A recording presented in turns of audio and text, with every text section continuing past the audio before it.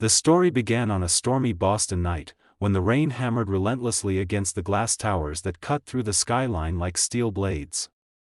Streets glistened with the reflection of headlights, and the city seemed half asleep, tucked under its blanket of cold drizzle.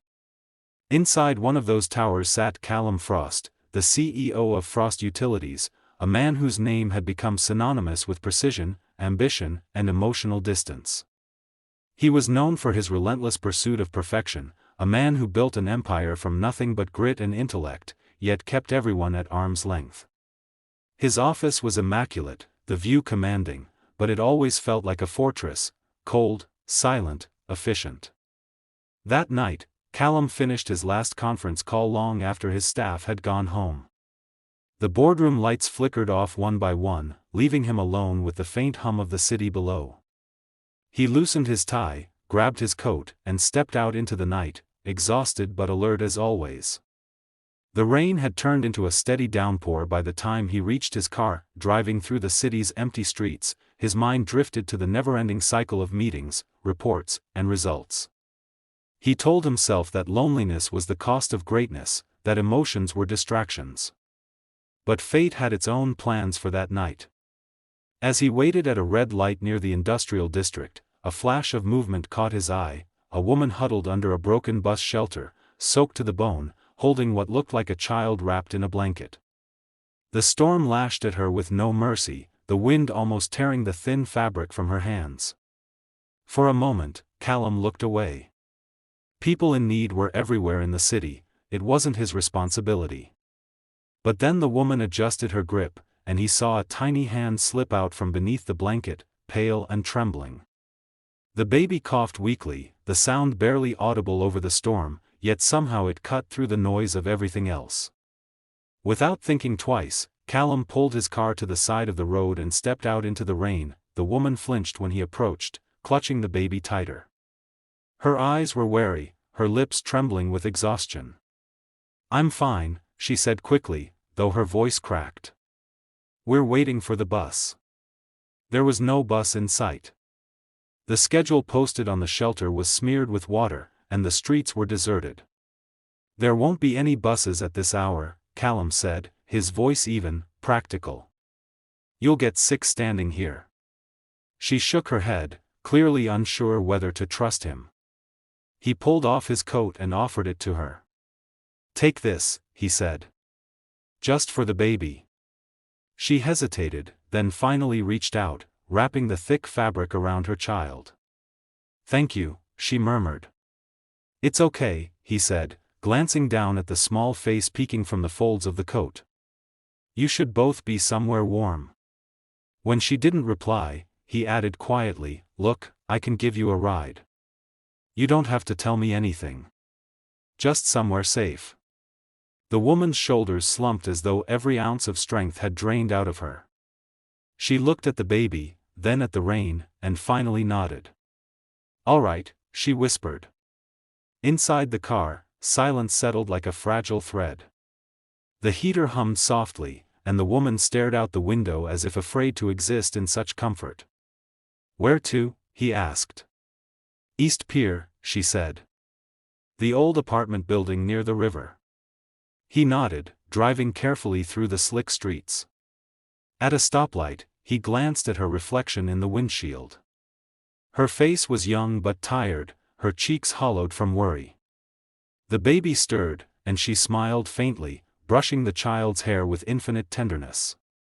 There was something in that small gesture that hit him harder than he expected, a quiet reminder of what it meant to care for someone without expecting anything back. When they reached the old building, it was nearly falling apart, the walls stained from years of neglect. The woman shifted awkwardly, fumbling for something in her bag. "I don't have money," she said quickly, as if expecting to be thrown out. "You don't owe me anything," Callum replied. "Just get inside before the baby catches cold." She paused, looking at him properly for the first time. Her eyes, though rimmed with exhaustion, held a strange clarity, the kind that comes from surviving too much. "Thank you," she said softly. "Most people wouldn't stop." "Most people should," he replied. As she disappeared into the shadows of the building, he sat there for a long moment, watching the doorway through the rain. Something about her lingered. It wasn't just pity, it was recognition. She was someone who had seen life at its worst and still held on. Someone who didn't ask for help, but desperately needed it. The image of her clutching the child, soaked and trembling under the bus shelter, stayed with him long after he drove away. Later, back in his penthouse, the city stretched endlessly below him, a sea of lights flickering like distant stars. He poured himself a drink, but it tasted bitter. His reflection in the glass looked the same, polished, in control, yet something had shifted inside him. He couldn't stop wondering what her story was. Who she was before the rain. Who she might have been if life had been kinder. That night, for the first time in years, he didn't fall asleep thinking about work or numbers or deals.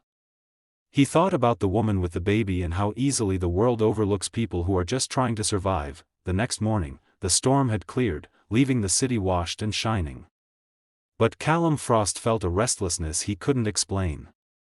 His assistant noticed it immediately, the way his tone softened on calls, how he paused before answering questions that once came automatically. He found himself staring out the window more often, distracted by thoughts that had nothing to do with profits or power. That single encounter had disrupted the rhythm of his carefully ordered life.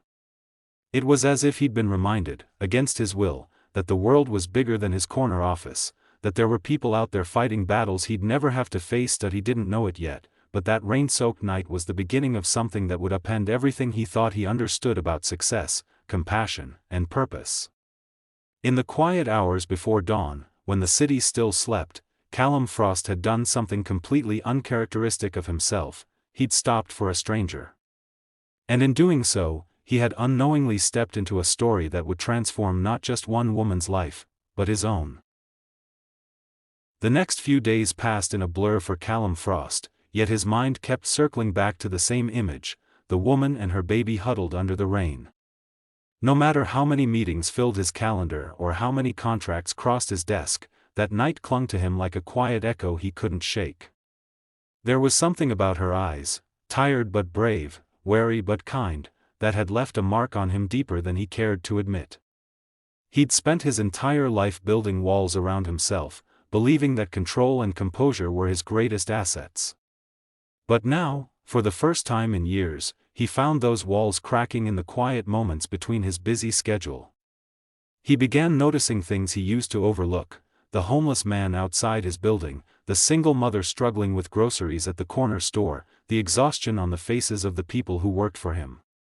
Things that once felt invisible suddenly stood out in sharp clarity. At night, when the city glittered like a galaxy below his penthouse, he would look out the window and think of that small apartment building by the river. He wondered if the woman had made it through the storm, if her baby had stayed warm, if she'd found comfort in that threadbare home. It wasn't just curiosity, it was something heavier, something that made his chest tighten whenever he tried to dismiss it. Finally, one evening, he gave in to the pull he had been fighting. He found himself driving to the same rundown part of the city where he had left her. The streets were quieter now, the puddles from the storm long gone, but the place looked even more worn in daylight. Paint peeled from doorframes, laundry hung from windows like tired flags, and the air smelled faintly of damp concrete. He parked near the building and hesitated. He didn't know what he was doing there. He wasn't the kind of man who made unplanned visits or followed emotional impulses. But something inside him insisted that he needed to see her again, if only to make sure she was all right. As he approached the building, he heard the sound of laughter, a small, pure sound that didn't seem to belong in such a broken place. Following it, he turned a corner and saw the woman again, sitting on the stoop with her baby in her lap. The little boy, now bundled in a clean blanket, was giggling at something she was showing him.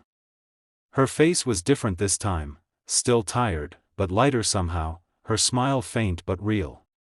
She looked up when she sensed someone watching, and her expression shifted in surprise when she recognized him.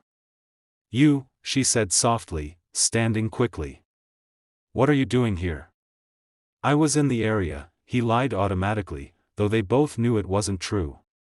"I wanted to make sure you were all right." She blinked, clearly unsure how to respond. We're fine, she said after a pause. Better, thanks to you. I didn't get to thank you properly that night. Her gratitude was simple but sincere, and he felt an unexpected warmth stir inside him. You don't owe me thanks, he said. Anyone would have done the same. She gave a small, almost sad smile. Not everyone would have stopped. Most people don't even look. That sentence lingered in the air between them, heavy with truth. He asked about her baby. His name was Noah, she said, and about her work. She explained that she had been between jobs since the pandemic, trying to make ends meet with part-time shifts at a diner and cleaning offices at night. It wasn't pity that he felt listening to her story, but admiration. She spoke without self-pity or bitterness, just quiet strength, as if hardship had become a language she no longer needed to translate. The more she spoke, the more he realized how small his own problems were in comparison. She had been doing everything alone, no family nearby, no safety net, just sheer willpower keeping her afloat. When he returned home that night, her words stayed with him. They made him restless, made him question the purpose of all the success he had built. What good was power, he wondered, if it couldn't change something for someone like her?